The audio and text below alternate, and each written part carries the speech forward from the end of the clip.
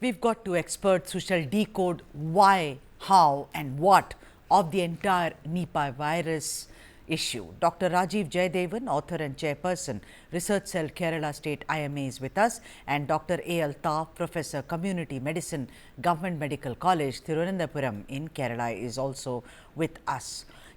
First up, I want to ask both of you doctors that, we talk about COVID, excellent job by Kerala government, put the state, actually put our country on the map for saying that, look, this is how you contain a virus. Nipah, there has been continuously, we've seen there has been an outbreak. There have also been an outbreak in West Bengal, but somehow Kerala seems to be right on top when we talk about Nipah virus. And of course, a brain-eating amoeba. I want to ask both of you, turn by turn, Dr. Altaf, if you would like to please go first, that why is Kerala seen as so vulnerable to these viruses, sir? In fact, there are a lot of reasons for newly emerging infectious diseases across globe. And one important reason is climatic changes, as all of us know. Other reasons are population migration, of course, international travel, frequent international travel, deforestation, and of course, unscientific urban planning and development, all those things, urbanization. So all these reasons actually suitable for many of the tropical countries. Of course, Kerala is also is such a place, and its close proximity with the Western Ghat forest ranges, and there are a lot of chances of getting zoonotic infections. The man-animal interfaces. Yeah, I want to, yes, that's one of the reasons, Dr. Altaf. I've been reading you very, very extensively on this. And of course, that is one reason, and we have to concentrate on that. So, thanks so much, Dr. Altaf, for opening this debate by saying there are a number of reasons. Dr. Rajeev Jayadevan, Rajeev, welcome to the show. The thing is that it's very, very incorrect or wrong to kind of pinpoint that, look, Kerala has all these, but we all heard Dr. Altaf what he said. It's the urban-rural proximity to urban-rural population, climatic changes, the forest and urban areas, again, enmeshing with each other, also migration, also foreign travel. But we know all these reasons. They have been persisting for years now. Why has there not been a sustained effort, Rajeev? Yeah, there has been sustained effort, but let me correct a few misconceptions first. Encephalitis is basically infection of the brain, not the coverings. The coverings of the brain is called meningitis, which can be treated to a large extent. But infection of the brain is called encephalitis, and it's a common and unfortunate and tragic disease that's caused by many factors, many of which are viruses. So we see so many patients with encephalitis all around the world. The question is, do we know what is causing all these encephalitis? So Kerala stands apart in going the extra mile in diagnosing these cases of encephalitis.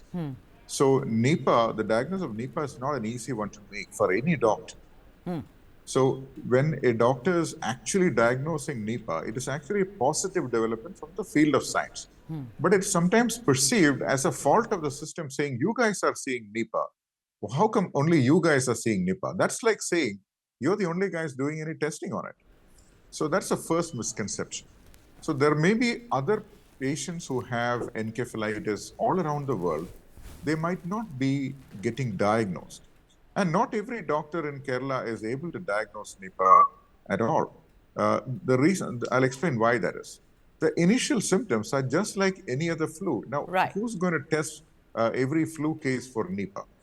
And then at some point, after the fever and the severe headache and the muscle pains, which most people are going to think, including me, we're going to think it's just a case of flu or something like that. And then it turns into the symptoms of brain infection. When the person becomes confused, person is not able to talk coherently, gets seizures or fits, and maybe trips and falls, has difficulty walking, and eventually slips into unconsciousness. These are clear signs of encephalitis, basically, as I said, the beginning infection of the Right. brain. Now, that's the point when you start investigating, suspecting what could it be? Is it alcohol? Is it some kind of poison? Is it some kind of infection? Is it a metabolic abnormality? Now, these are thoughts that we are trained to go through when we see a case. And Nipah is one of the very, very rare diagnoses. But the point is, the system is able to pick up these cases, partly because they're used to it.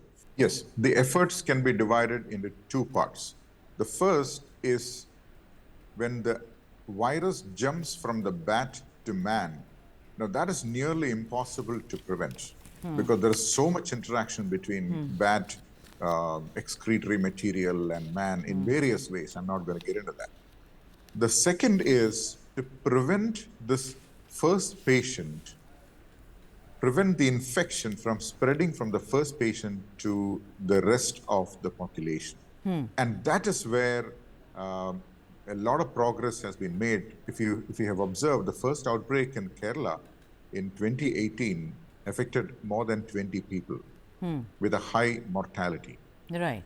That was a learning experience of sorts for the entire country on what to do when such a lethal virus strikes. Right.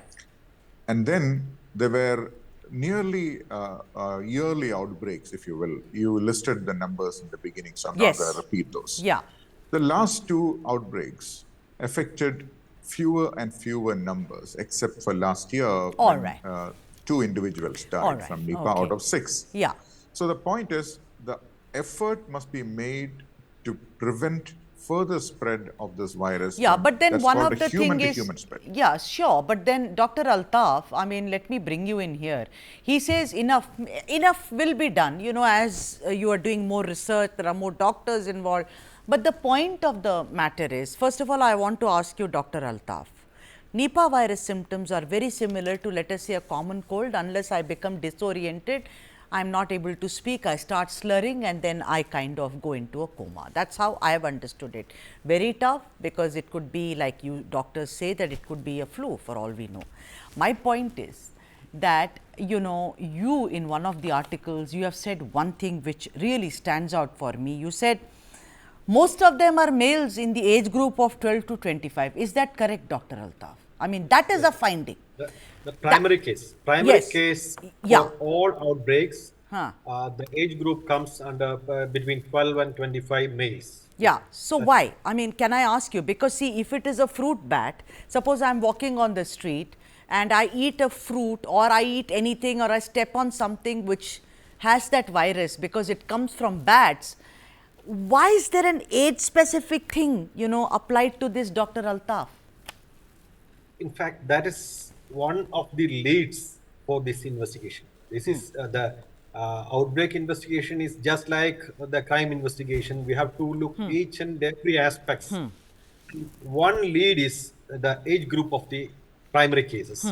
And so we can go through their lifestyles, their suppose sometimes they might have habit of trekking or playing with wild animals or animals, pet animals. All those characters, that habits must be probed, and then only we can find it out how this man-animal interface happened, and this disease transmission from either from bats or some animals, some domestic animals, which contracted disease. Yeah.